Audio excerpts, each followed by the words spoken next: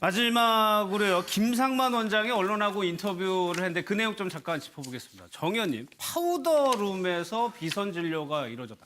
관저 안에 파우더룸이라고 표현을 했거든요. 저는 관저를 가보지 못했는데 네. 사실 저는 그 본관인가요? 거기는 가봤지만 그 관저가 그렇게 생겼다는 건데 요번에 TV를 통해서 봤거든요. 예. 근데 파우더룸이라고 한다면 보통 왜 집에서도 그 침실과 그 화장실 그다음에 사이 뭐 넘어가는 그런 데 거기 이런 거죠? 이제 그 뭐 여자들 화장도 할 수 있고 또 뭐 옷장도 있고 아마 그런 형태의 그 룸이 있어서 거기서 뭐 진료도 하고 또 정맥 주사도 맞은 것 같습니다. 예. 피하 주사뿐만 아니라 그리고 적어도 미국에 지금 연수 가 있는 그 간호장교는 본인이 정맥 주사를 놨다 그러잖아요. 예. 그런 걸로 봐서는 거기서 1년에 시술이나 진료가 있었다라는 게 이제 상상할 수 있는 거고요.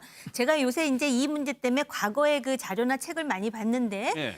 박정희 전 대통령께서도 관저에서 축농증 수술을 받았다는 기록이 나오더라고요. 아, 그러니까 관저에서? 웬만한 그런 정도의 아. 수술은 그러니까 서울대학병원에서 모든 기기를 가져와서 수술을 잘해갖고 대통령께서 아주 만족해 하셨다라는 얘기가 나오는 거 봐서는 박근혜 대통령도 혹시 제가 그 시술을 받았다는 단정은 아니지만 예, 예. 지금 뭐 여러 가지로 의사의 진술이나 증언을 볼 때 가능성은 열려 있다 이렇게 볼 수가 있는 것이죠. 크게 이상한 일은 이례적인 건 아닙니다. 아니라는 말씀이시죠? 예.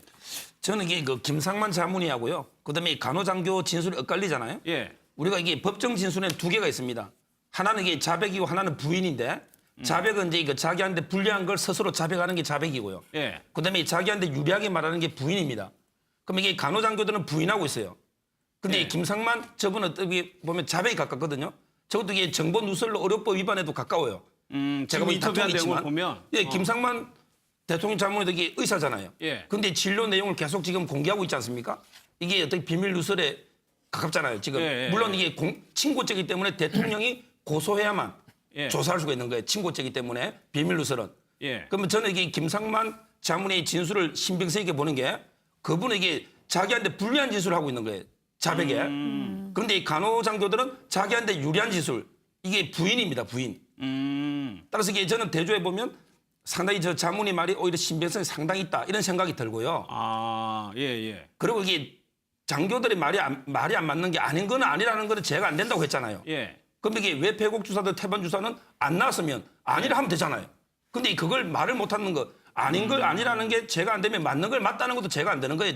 역으로 해석하면 저는 이게 도저히 납득이 되지 않습니다. 그래서 조금 좀 미심적인 부분이 나오는 것 같아요. 이 세 명의 인터뷰가 하루하루 걸러가지고 마치 또 짠 것처럼 그러니까요. 이렇게 진행이 됐단 말이에요. 네, 예를 들면 지금 조대희 같은 경우는 간호장교이기 때문에 국방부의 허락을 받아야 돼요. 인터뷰하는 것도 이게 보안에 걸리는 반드시 거거든요. 허락을 받아야 그럼요. 되죠. 반드시 허락을 받아야 돼요. 저도 군대에서 7년 동안 장교를 근무했지만 제가 어디에 외부에 글 쓰는 것도 반드시 보안성 검토를 받고 글을 쓸 수밖에 없는 상황이거든요. 예. 그래서 간호장교 조대희 같은 경우는 분명히 국방부의 어떤 코치를 받든 아니면 지시를 받고서 인터뷰를 했을 가능성이 있고요.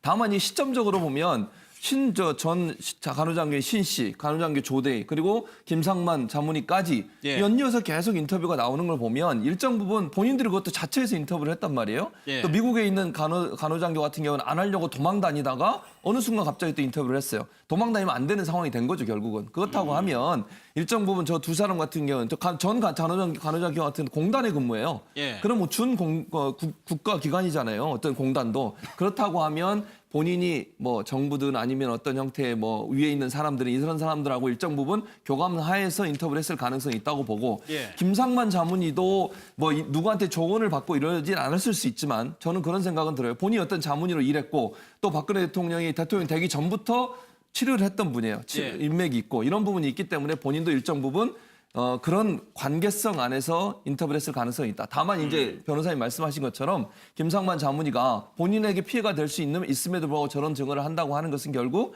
간호장교들이 더 진실이 아닌 부분을 얘기할 가능성은 충분히 있다고 볼 수 있죠. 다만 이 세 사람이 다 비슷한 시기에 논란이 되는 상황에 대해서 인터뷰를 지속적으로 했다고 하는 것은 예. 일정 부분 뭐 기획이라고까지 얘기할 수 있을지 모르겠지만 어떤 연관선상 안에 있는 행동이라고는 볼 수 있을 것 같습니다. 아까 이제, 서 변호사 얘기했듯이 저 김상만 저 자문위가 디테일하게 얘기를 해요. 대통령이 잠이 안 와서 수면제 약 이름까지 얘기하거든요. 그건 뭐 거짓말 하겠습니까? 또 대통령이 가려워서 했다는 건데 그 아토피가 있다고까지 얘기했어요. 어떻게 보면은 환자 비밀을 그냥 완전히 까놓는 건데 좀 현행법은 어떻게 될지 몰라도 저는 국방부 장관 한민구가 장관이 지난번에 한일 군사협정할 때는 솔선수범했거든요. 이번에도 자꾸 이렇게 숨기지 말고 그 장교시켜서 하지 말고 좀 솔직하게 좀 터놓고 경호실장 박홍렬 변호실장 이분도 장관급 아니에요.